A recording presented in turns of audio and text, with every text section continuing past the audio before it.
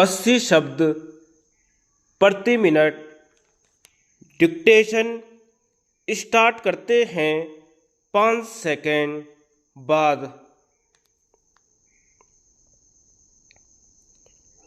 महोदय, भारत में समुद्री लहरों से व्यावसायिक पैमाने पर बिजली पैदा करने की पहली परियोजना तमिलनाडु में शुरू की जा रही है।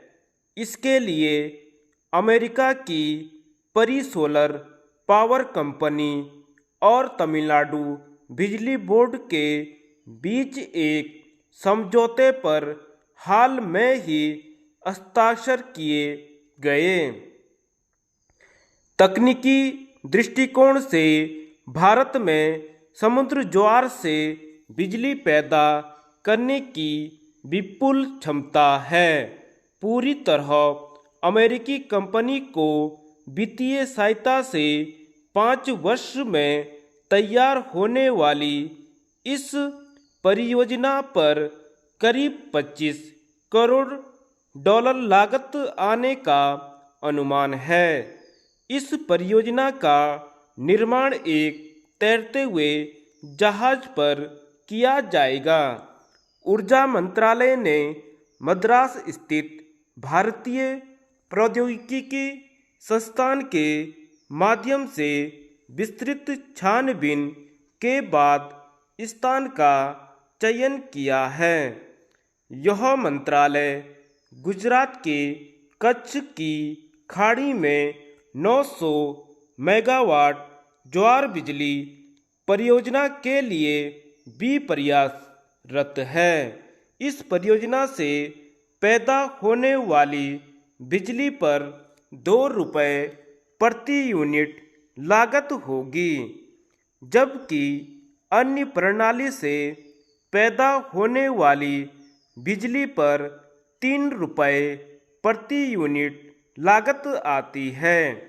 हमारी ऊर्जा की आवश्यकता तेजी से बढ़ रही है। हमें गंभीर ऊर्जा संकट का सामना करना पड़ रहा है। ऊर्जा आत्मनिर्भरता का प्रयास अब प्रारंभ हो गया है। व्यावसायिक ऊर्जा के भंडारों के तेजी से खाली होने से बढ़ती हुई कीमतों तथा पर्यावरण पर इनके विनाशकारी प्रभाव को देखते हुए ऊर्जा के वैकल्पिक साधनों को हमारे देश में काफ़ी महत्व दिया जा रहा है।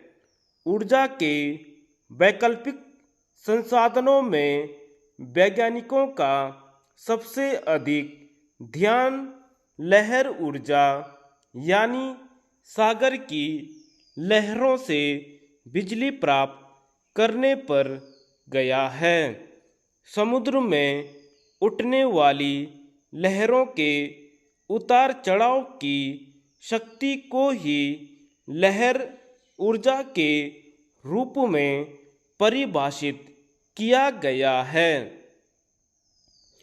ब्रिटेन के वैज्ञानिकों का दावा है कि यदि उनके यहाँ लहर ऊर्जा का प्रयोग ठीक रहा तो पूरे ब्रिटेन में इस्तेमाल की जाने वाली विद्युत का लगभग 50% भाग समुद्र की लहरों से ही प्राप्त किया जा सकेगा। यह लहर 12 बिजली घरों से प्राप्त की जाएगी। आजकल भारतीय वैज्ञानिक भी लहर ऊर्जा पर कार्य कर रहे हैं। सागर की लहरों से व्यावसायिक पैमाने पर बिजली पैदा करने की संभवतः विश्व में सबसे पहली विधि भारत के ही पूर्वी रेलवे के एक वरिष्ठ इंजीनियर ने खोजी थी, जो इस विषय पर पिछले 20 वर्षों से बड़ी लगन के साथ काम कर रहे हैं। धन्यवाद।